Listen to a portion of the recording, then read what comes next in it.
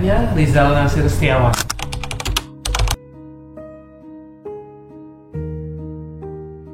Waktu itu Ledis umur 2 tahun, jadi dia itu tiap bulan itu sering batuk pilek sebenarnya. Jadi hampir tiap bulan itu mesti ke dokter anak batuk pilek. Terus waktu periksa, ternyata dokternya gak mendengar suara bising. Dari situ kita disuruh eko. Eko ternyata benar, di jantungnya Ledis ada kelainan jantung bawaan. Di situ waktu hasil ekonya ada ASD-nya jenis primum sama sekundum. Waktu itu waktu masih umur 2 tahun ditemukannya itu. Terus habis itu kita juga kaget, ternyata ada kelainan jantung bawaan. Dari rumah sakit di Malang kita coba pindah ke rumah sakit di Surabaya waktu itu. Ternyata jawabannya tetap sama. Dari hasil ekonya juga sama. Jadi ada kebocoran jenisnya ASD, primum sama sekundum ya. Gitu. Ya, kita sempat shock juga sih karena ada dokter yang bilang waktu itu bahwa Ledis ini bakalan tertinggal dibandingkan anak-anak seumurannya. Gitu, sempat dokternya itu bilang, ibu nanti biasanya anak dengan kelainan jantung bawaan itu dia akan mengalami keterlambatan. Itu dari situ saya juga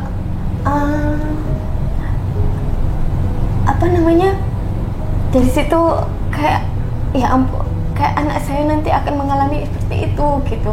Tapi ternyata dengan pertumbuhannya Ledis, dia itu ternyata terpatahkan. Dia tumbuh dengan normal, tinggi, beratnya waktu itu saya pantau itu juga normal.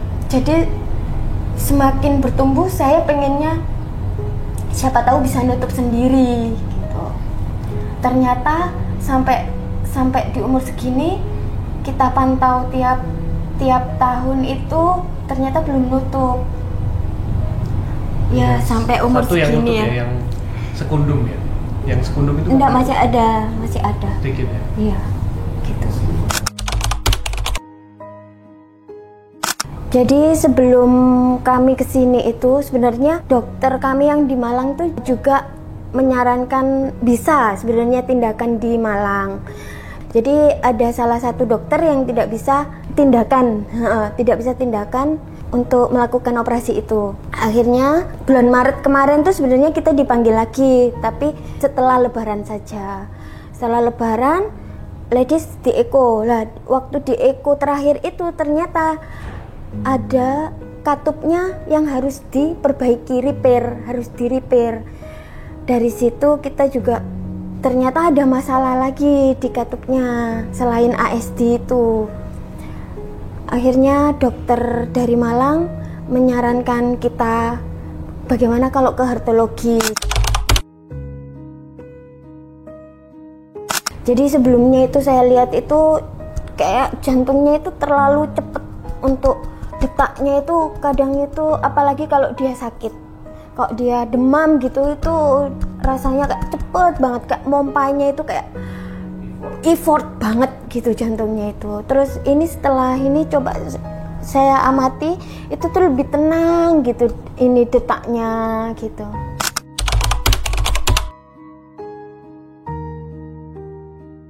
Ada banyak banget papanya. Kita nggak nyangka sih Mas ya, di sini ternyata dokternya itu banyak banget ya timnya ya. Awalnya kan dari dokter Radit ya, ada dokter Aryo juga, ada dokter Salumo, ada dokter Aldo, ada dokter Akmal, dokter Dini, dokter Tartila, sama dokter yang lain ya. Satu yang membekas sih dokter Salumo. Ya, dokter Salumo. Jadi kalau dari saya sih yang paling membekas itu waktu kita dipanggil setelah selesai operasi ya. Saya waktu itu sih penasaran, punya nebak-nebak kalau misalkan ekspresinya dokternya bagus, saya yakin operasinya itu benar-benar sukses gitu loh. Waktu dokter Salumo keluar itu kayak auranya tuh udah seneng ya, gitu. senang gitu. Jadi kita itu lebih tenang gitu. Waktu awal juga kita ketemu dokter Salomo itu kan dijelasin juga kondisinya seperti ini, nanti kita melakukan tindakan seperti ini, kita itu akhirnya yakin gitu loh, oh ini kita yakin dokternya di sini kompeten. Iya. Gitu loh. Dokter Salomo itu salah satu dokter yang membuat kita yakin, oh operasi di sini pasti berhasil gitu menurut kami. Jadi setelah ketemu sama dokter Salomo itu ada keyakinan dari kita ya, maunya kita sebelumnya itu maju mundur dari umur dia 2 tahun kan, kenapa nggak saya lakukan tindakan-tindakan itu, karena dari kita itu kayak yang maju mundur karena melihat pertumbuhannya dia itu kan masih normal gitu, terus dia juga untuk sekolahnya juga berprestasi gitu, jadi itu yang membuat kita maju mundur, kayak nanti kalau misalkan nggak berhasil gimana kayak gitu. Terus waktu ketemu dokter Salomo itu kita benar-benar yakin dokter ini pasti mampu bisa menangani ladies gitu. Oh ya, sampai itu saya tanya waktu konsultasi pertama waktu itu saya tanya tingkat keberhasilannya gimana. Oh sangat tinggi. Dari situ saya juga itu membuat saya tenang. Pelayanannya itu terbaik. Jadi selama saya tinggal di Malang, saya kan tinggalnya di Malang ya Mbak ya. Jadi selama di Malang itu saya di rumah sakit bagus, yang paling bagus lah di sana. Itu saya menemukan hematologi ini pelayanannya lebih bagus lagi gitu. Sampai security-nya, sampai iya, itu semuanya ramah. Itu ramah. Jadi kita kayak misalkan masuk pun itu langsung dipencetin ya Kak, mau masuk lift kayak gitulah servisnya itulah. Kayak saya kemarin kan beberapa waktu saya nunggu di ruang tunggu waktu di ICU itu, saya kan sholatnya beberapa kali kalau subuh sama malam itu di bawah. Itu security-nya itu care sampai ngasih tahu gitu loh, Pak kalau misalkan malam sama subuh sholat di lantai 7 aja Pak. Saya nggak tahu kalau di lantai 7 itu ada musolanya gitu, sampai hal-hal yang kecil-kecil gitu loh, kita kan iya. Karena nggak semua rumah sakit seperti itu gitu ya. Terus ini ya untuk kan ladies mungkin pasien anak-anak, jadi dia bisa milih menu, kan kadang makan di rumah sakit kan memang ya gitu, dia bisa milih menu, mungkin itu juga yang jadi kelebihan gitu. Kalau dokternya semuanya profesional semuanya yang terbaik ini. Sepertinya saya juga cari-cari ya Mbak ya, info biodata beliau semua ini dokter terbaik semua.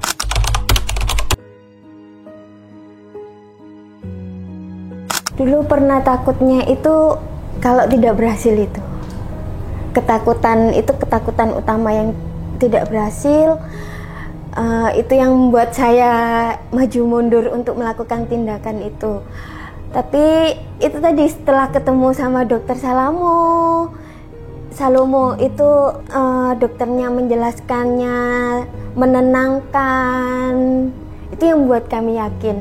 Dan setelah tindakan itu kami juga rencananya itu mau memberi cerita kepada, saya kan ada kayak grup pejuang jantung gitu, itu rencananya mau saya share pengalaman ini. Kalau kita nggak usah takut,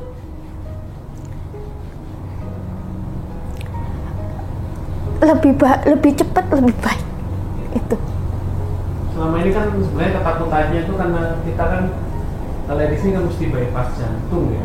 Jadi pikiran kita kan sebagai orang awam kan aneh-aneh kan, bypass jantung. Terus setelah dijelaskan dokternya, kita tadi sampaikan, yang membuat kita yakin tuh tim dokternya kan bagus. Dokter Salomo juga waktu itu bilang pokoknya timnya dokter Salomo sama dokter Aryo itu udah paling top lah di sini. Makanya itu kita dari situ kita yakin, kita serahin lah semua sama tim dokter. Ibu tadi udah di eko ya, jadi kata ladies cairan di jantung kosong, nggak ada, jadi kita bisa lepas ini ya pigtailnya, gitu. Jadi tadi tuh pagi kan telepon dokter dini, malah katup yang kemarin itu ada sedikit bocor itu udah hilang bocornya Bu ya. Alhamdulillah. Jadi hasilnya benar-benar Oke, udah bagus ya. Iya. Nama saya Ledis Vaniana Veristi. Saya umur 13 tahun, saya kelas 1 SMP.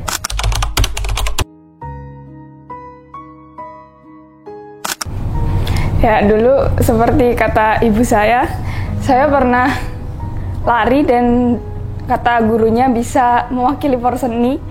Ya, itu impian terbesar saya, mau mewakili sekolah, mau membanggakan sekolah, membawa nama baik sekolah.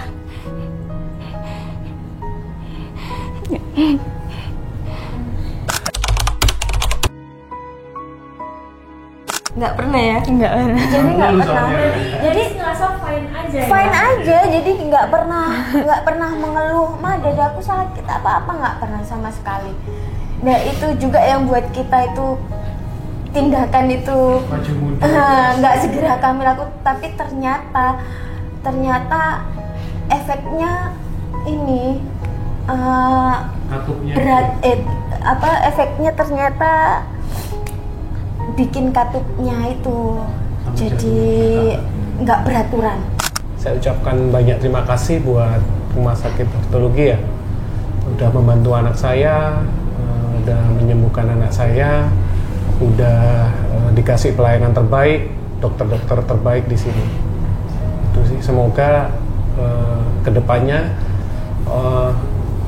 anak-anak seperti Ledis ini segera dilakukan tindakan sih, nggak perlu ke luar negeri juga karena di hematologi udah mampu gitu, dokter-dokternya udah kompeten, kita nggak perlu takut, itu aja sih. Iya, buat teman-teman. Ya, buat teman-teman seusia saya, jangan takut buat tindakan, karena kalau lebih cepat bisa lebih baik.